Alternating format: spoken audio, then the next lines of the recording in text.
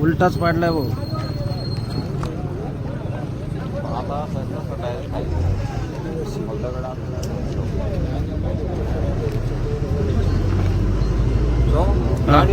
वाटत नाही पण नेमकी अपघात कसा झाला?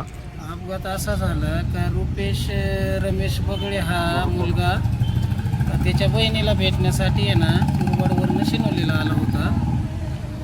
तर तो सकाळी भेटल्यानंतर नाही ना सकाळी तो 9-10च्या दरम्यान आहे ना 9:30च्या दरम्यान इकडं गोडेगावला आला होता. मामाने बोलावलं होतं म्हणून येत होता. तर त्याचं न होणारी गोष्ट अशी घडून गेली का त्याचा शिनोलीजवळ काहीतरी 2 किलोमीटरवरती गंगापूर फाटेजवळ आहे ना कॉर्नरला एक दुर्दैवी अपघात झाला. म्हणजे असं थोडक्यात.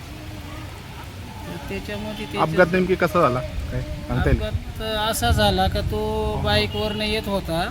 तर तिथं कोण उपस्थित नव्हतं. कसा झाला काय झालं काय कोणालाच खबर नाही. फक्त आम्हाला एक फोन आला 15-20 मिनिटांनी. तर आम्ही तात्काळ तिथं पोहोचलो आणि बघितलं तर ॲक्सिडेंट म्हणजे थोडक्यात तो मोरीखाली पडलेलाच होता. या अपघातामध्ये जे मृत व्यक्ती आहे ते कुठले आहे त्यांचं नाव? त्याचं नाव रुपेश रमेश बगळे, मुक्काम पोस्ट टेमरे, हा तालुका मुरबाड जिल्हा ठाणे. तर तो काही वर्षापूर्वी इकडेच होते पण मध्यंतरी तेच 10-12 वर्षे ना तिकडे गेले होते राहायला कामधंदा नसल्यामुळं. आणि मग ते इथं त्याची बहीण मोठी बहीण म्हणजे दोघं बहीण भावंडे येते. बहिणीला बघण्यासाठी तो काल म्हणजे आला होता आणि सकाळी रिटर्न जाता वेळेस अशी घटना आता आजकालच्या जमान्यामध्ये आजकालच्या युगामध्ये बाईकवर बरेच तरुण पोरं फिरत असतात.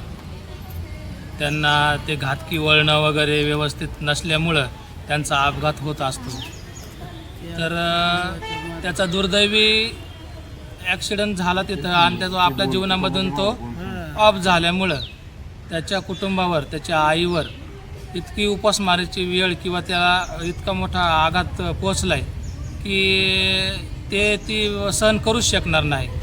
तर मला कातकरी समाजाला आणि सरकारला पण सांगू इच्छितो की जे घातकी वळणं आहेत तिथं काहीतरी गाड्या कंट्रोल होण्यासाठी थोडी मदत व्हावी आणि कुटुंबाला लय गरीब घराण्यातलं कुटुंब आहे त्याला थोडासा हातभार लागावा ही विनंती आहे सरकारला. मी बबन बोराडे शिनोलीचं ग्रामस्थ आहे.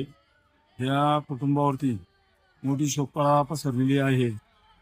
या निमित्ताने मी मुख्यमंत्री आणि उपमुख्यमंत्री यांना विनंती करतो की त्यांनी ह्या कुटुंबाला एकनाथ शिंदे आणि देवेंद्र फडणवीस यांना विनंती करतो की ह्या कुटुंबाला त्यांनी काहीतरी मदत करावी आणि ह्या गोष्टीमध्ये जाणीवपूर्वक आपल्या तालुक्याचे आमदार दिलीप वळसे पाटील यांनी सुद्धा लक्ष द्यावे अशी विनंती करतो.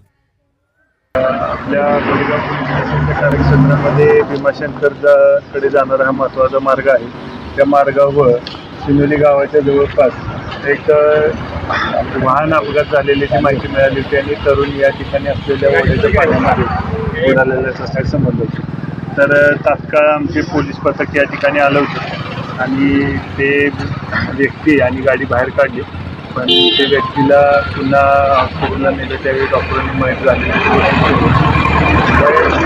बाबत अशी माहिती आहे की ते शिनोली येथे त्यांचे नातेवाईकाकडे आले होते आणि त्यांचं मूळ गाव मुरबाड आहे.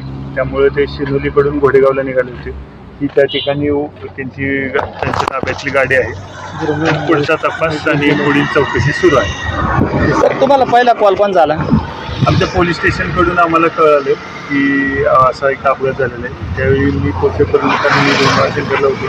तोपर्यंत आमचे पोलीस टीम बाकीचे जे इथं नाकाबंदीला होते त्यांनी तात्काळ त्या ठिकाणी भेट दिली होती आणि त्या जे अपघातग्रस्त व्यक्ती होती त्यांना बाहेर काढून पुढील उपचारासाठी सगळ्यांच्या मदतीने दवाखान्यात नेलं. त्या ठिकाणी माहीत झालेलं घोषित केलं.